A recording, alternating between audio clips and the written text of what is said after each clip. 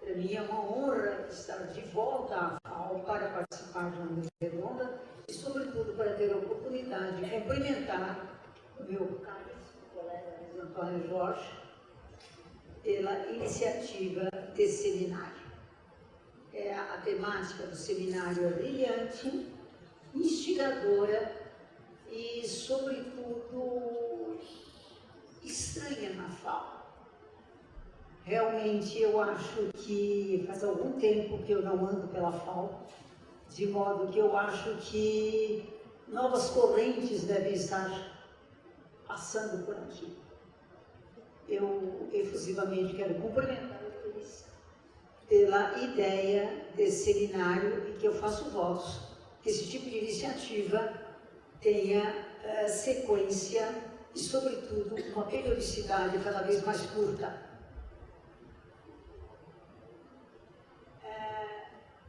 Eu confesso que quando o Luiz me convidou para fazer parte do comitê científico do evento, eu fui olhar a proposta temática do evento. E a questão da palavra território me chamou muita atenção.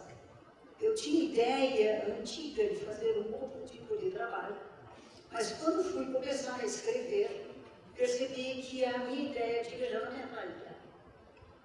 E a questão do território me chamava muito mais a atenção, porque eu acho que ela tem uma complexidade muito atual e, sobretudo, muito desafiadora para um país como o Brasil. Então, o título da minha palestra se chama Convergências Assimétricas. Quando, nos anos 30 do século XX, o barão Huxley formulou o conceito de Umwelt, que é o conceito da biologia. E como ele se tornou um dos fundadores da ecologia, não imaginava que apresentava, ao mesmo tempo, uma definição não apenas biológica, que se referia ao mundo animal, às demais espécies vivas da natureza e outros organismos físicos e químicos, mas apresentava um conceito revolucionário que agitaria nos anos subsequentes o mundo da cultura. O Umwelt se ampliou e deu origem ao conceito de semiosfera, que, expandindo sua dimensão simplesmente linguística, se desenvolve para estudar processos informativos e comunicativos no amplo e complexo panorama da cultura. Nesse sentido, a construção dos múltiplos territórios da língua portuguesa, que faz parte do título do seminário, nada tem a ver com a expansão do português, que, em termos de dimensões territoriais e densidade populacional, é uma das línguas mais faladas do mundo. Ao contrário, aquela atividade se refere à cultura, à semiosfera do território que fala a língua portuguesa. Mas seria a língua a responsável por aquele fato incontestável, ser uma das línguas mais faladas do mundo? A grande revolução do conceito de Umwelt observou que o mundo não era único e hierarquicamente ordenado. Ao contrário, todas as espécies vivas, das mais elementares até o homem, nele encontrariam espaços adequados, mas independentes uns dos outros. Isso é vital do convívio. Apontava-se uma infinidade de sistemas distintos e autossuficientes. A antiga crença de um mundo único e ordenado, que caracterizara o Ocidente desde a Grécia Antiga, contrapõe-se um tempo e espaço culturais de amplas e complexas dimensões que, embora abertas entre si, se apresentam singularidades, suficiências e liberdades. A semiosfera da cultura vai ocupar-se exatamente da complexidade gerada pela relação ou interface que se estabelece em todos os territórios da cultura, onde a língua falada é apenas um elemento e não decisivo para traçar o desenho das culturas na multiplicidade dos territórios.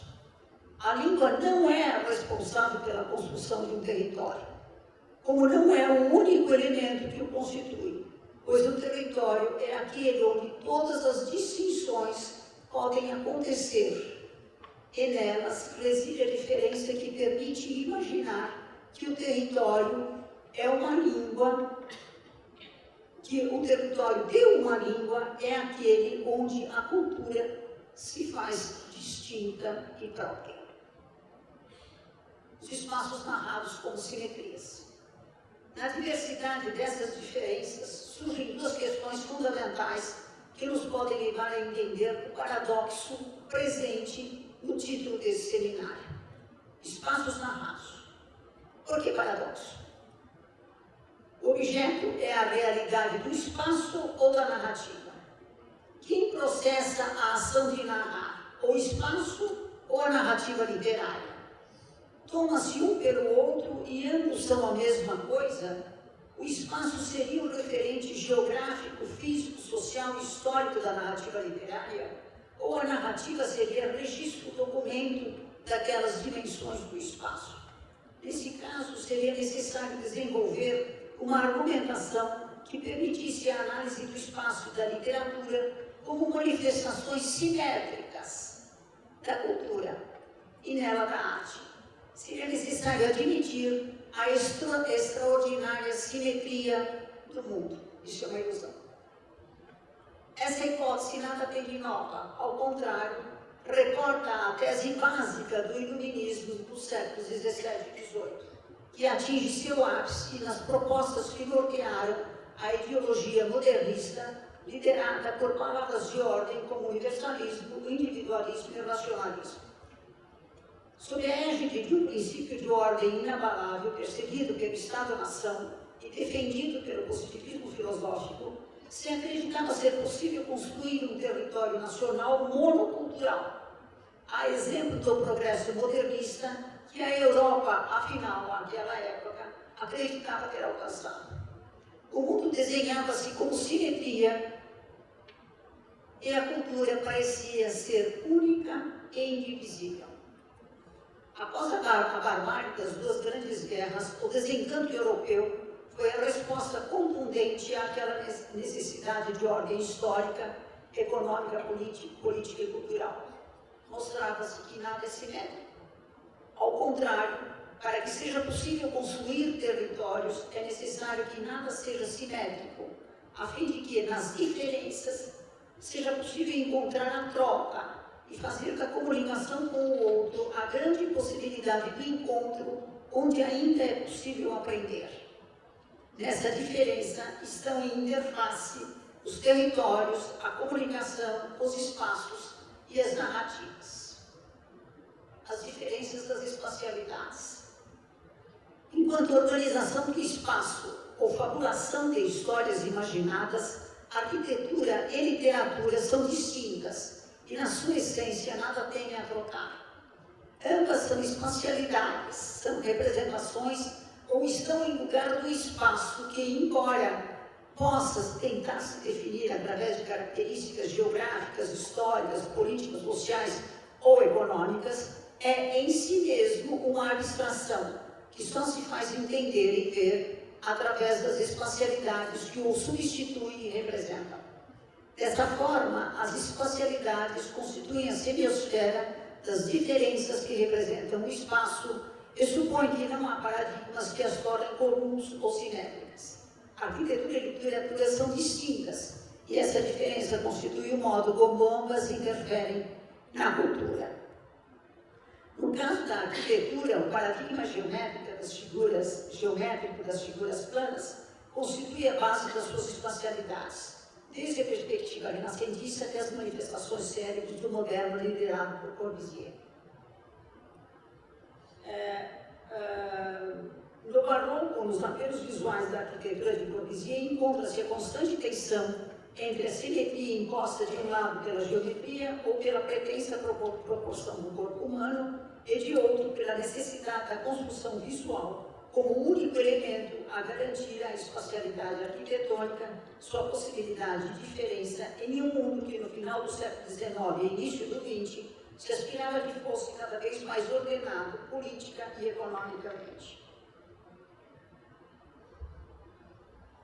naquela atmosfera de desencanto que se estende da década de 50 do século XX até os anos 80, as espacialidades da arquitetura que passaram pouco a pouco a se rotular pós-moderna são exemplos notáveis de uma construção que transforma a experimentação dos materiais, dos volumes, da verticalidade, um exemplo marcante e midiático de uma espacialidade que repudia a simetria, porque precisa ser visto para continuar a comunicar-se no cenário cultural.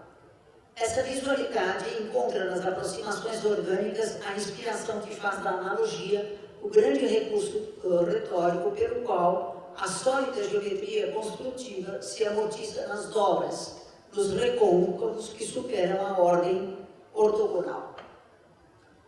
Nas espacialidades literárias, ao contrário, a simetria é mantida pela lógica verbal, que faz da sequencialidade das ideias e da continuidade das frases o grande elemento de ordem linear que constitui a matriz literária mais aceita e codificada. Burlar essa ordem significa ousar estabelecer uma singularidade que pode levar à ilegibilidade e reduzir a literatura à dificuldade da sua comunicação. Esse é o arsenal de resistência cultural dos processos de transcodificação entre linguagens, onde nada se traduz, mas tudo se pode reproduzir para ser outro, novo e diferente. Essa complementaridade sem simetrias torna possível os espaços narrados, porque fabulados criativamente exigem ser entendidos nas suas diferenças. Há uma enorme diferença entre narrar e fabular. As simetrias dos espaços narrados. Na literatura brasileira dos anos 50, observa-se o estranho papel reservado a João Cabral de Melo Neto. Como autor rebelde aos paradigmas estabelecidos por um conjunto de autores aderentes aos padrões de simetrias codificadas, João Cabral não se identifica senão como um caso às avessas, daquilo que veio a ser reconhecido como geração de 45. Mais fabulação do que narração, visto que sempre é avesso a modelos e padrões, a poesia de João Cabral merece ser estudada como espacialidade, onde o espaço se narra à medida em que se torna desconhecido, imprevisto e impreciso. Uma literatura nômade que se faz sem identidade, sem espaço e sem território. Na narração dos seus imaginários espaços fabulados, a referência à arquitetura e ao paradigma do rigor construtivo se faz presente como recurso de um método cabralino que interessa como desafio que está presente na possível interface entre arquitetura e literatura como processos cognitivos.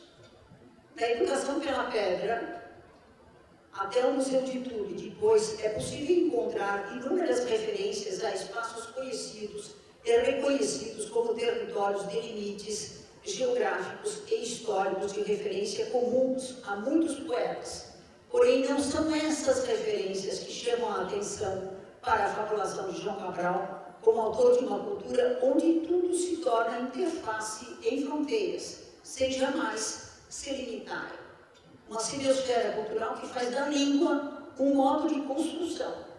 Territórios sem geografia, sem mapas e sem documentos. Uma literatura que se deixa fabular pelo modo como ao se construir se faz a arquitetura. Entendendo-se engenheiro capaz de arquitetar uma fábula, o lápis, o poeta diz, o lápis, o esquadro, o papel, o desenho, o projeto, o número, o engenheiro pensa o mundo justo, mundo que nenhum véu encobre.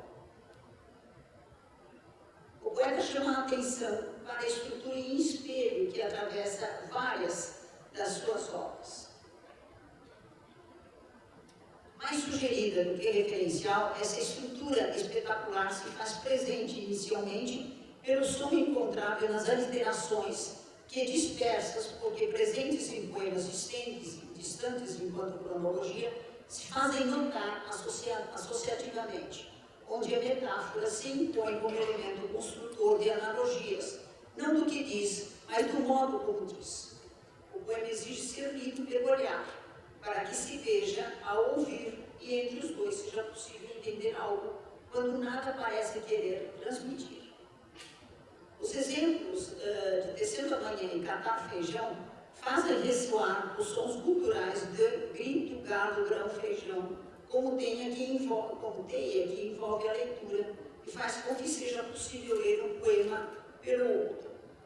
Entretanto, para além dessa literação, ele diz: eis tem o aconchego que a um corpo dá estar noutro, interno ou alinhado, para quem quer, quando fora de casa, seus dentros e resguardos de casa. Nos dois casos, criam-se similaridades entre sons ou entre temas que, fabulados, permitem perceber que não se trata de similaridades poéticas, mas de espacialidades feitas de sutilezas para ser possível encontrar na leitura a complexidade do outro, que na escuta possa querer partilhar da construção do mesmo poema, do mesmo espaço, porém em territórios distintos. Como uma ilusão, tudo parece simétrico, mas para criar a hierarquia de uma cultura de assimetrias, exige-se trabalhar a descoberta de fabulações sem narrativas ou de espaços sem medidas e padrões. Semelhanizar o diplomata de carreira, João Cabral se sabia cidadão do mundo.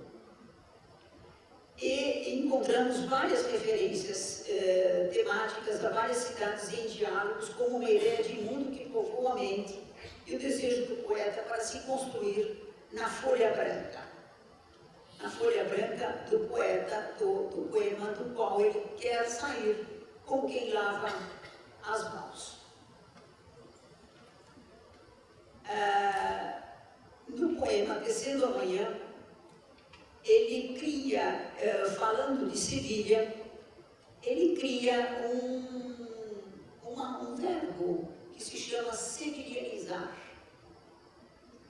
onde supõe-se desmontar a falsa hierarquia de simetrias que mal encobrem a necessidade de um poder feito para ordenar. Sevilhanizar o mundo como possibilidade de diferenças exige, de um lado, a fabulação que permite imaginar incômodas assimetrias convergentes que impõem a leitura atenta de nuances construtivas de espacialidades inusitadas.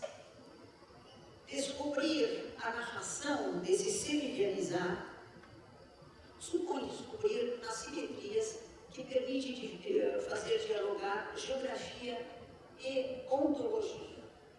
Na tentativa de civilizar o mundo, a proposta de João Cabral se sabe política na construção de um território feito de lugares e diferenças. E, para tanto, aquela ontologia se faz radical na sua proposta construtiva. Daí o apelo ao qual o arquiteto convoca não como simples adesão temática. O arquiteto abre para o homem portas por onde jamais portas contra, por onde livres a luz nas observa. A tentativa do desafio de civilizar o mundo, o arquiteto não é o único autor daquela fábula construtiva.